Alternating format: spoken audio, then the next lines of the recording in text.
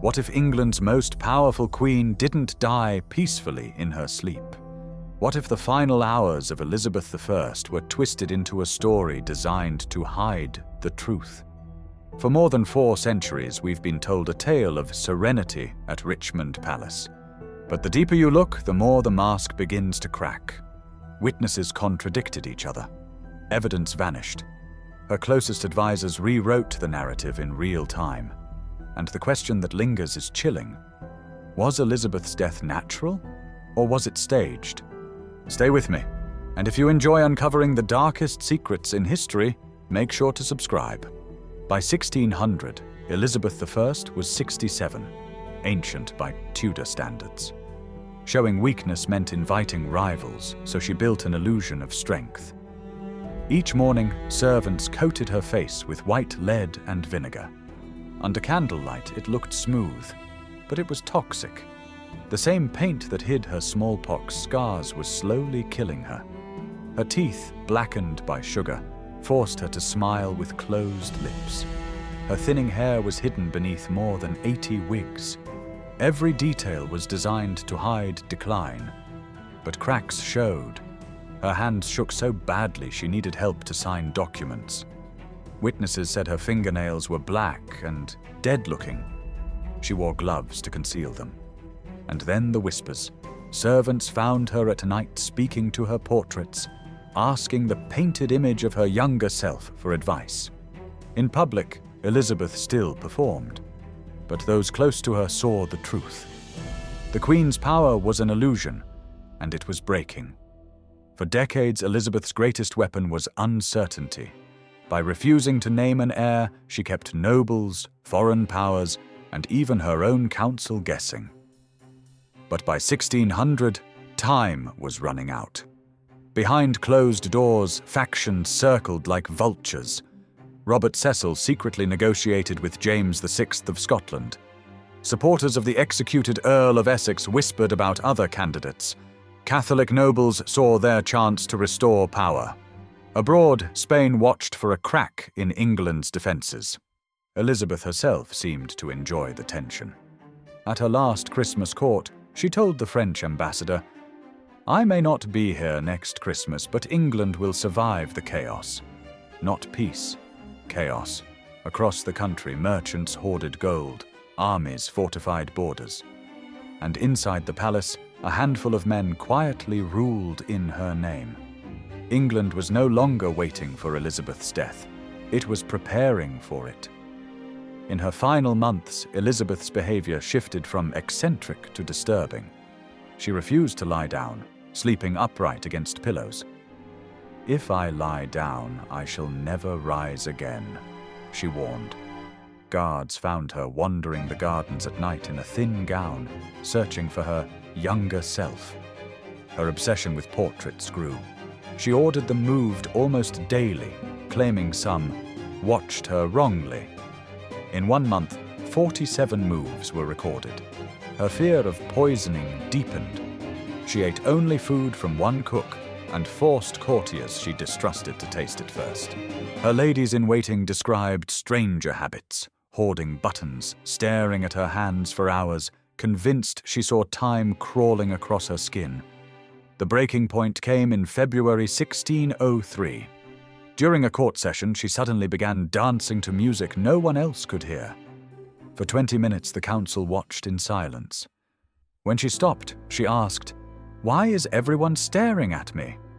Her advisors called it management protocols. In truth, they were supervising a queen who no longer ruled herself. In March 1603, Elizabeth moved to Richmond Palace. Everyone knew it would be her last. The official story claims quiet prayer and acceptance. But witnesses disagreed. Cecil described serenity.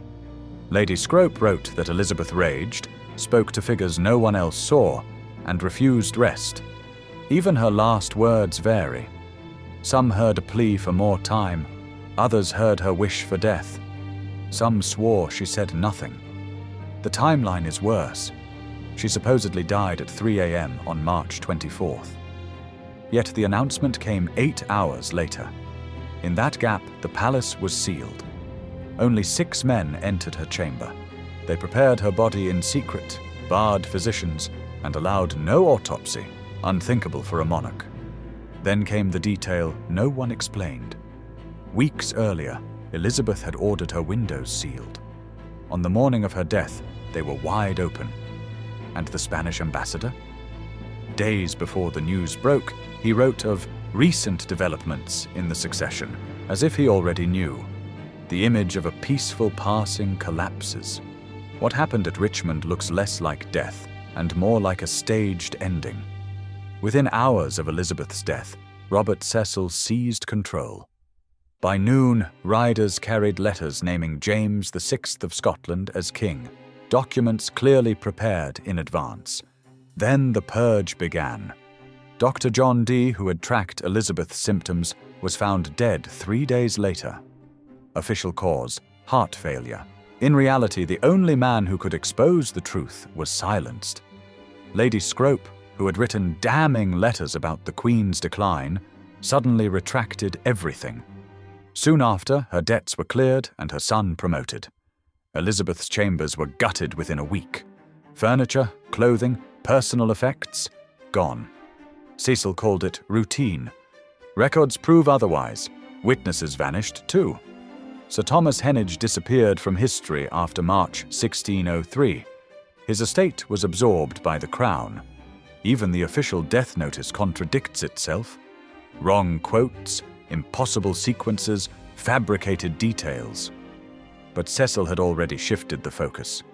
Elizabeth's funeral was the grandest England had ever seen. Crowds wept in awe, drowning suspicion in pageantry. Questions were buried with her body. The cover-up worked. For centuries, history accepted the lie. If Elizabeth didn't die peacefully, what really happened? 3 theories stand out. 1. Poisoned by her own mask.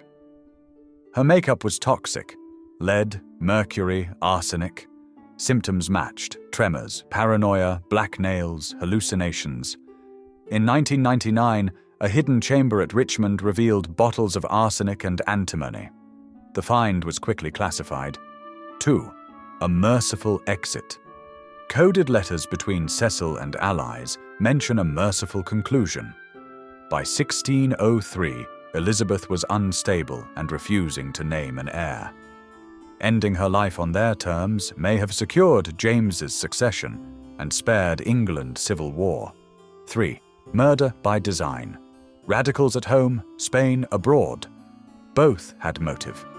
The 8-hour delay after her death gave time to stage the scene. When her body was displayed days later, witnesses reported rapid decomposition, consistent with poison. Even worse, the Spanish ambassador wrote of the succession before her death was announced. Proof foreign powers knew what was planned. None of these theories can be proven, but together they suggest one truth. Elizabeth's death wasn't natural. The Virgin Queen's final act wasn't just death, it was the perfect crime. Elizabeth I did not die peacefully. Her death was staged, rewritten, and buried under spectacle. Poison, mercy, or murder, we may never know. But one fact is clear: the truth was erased.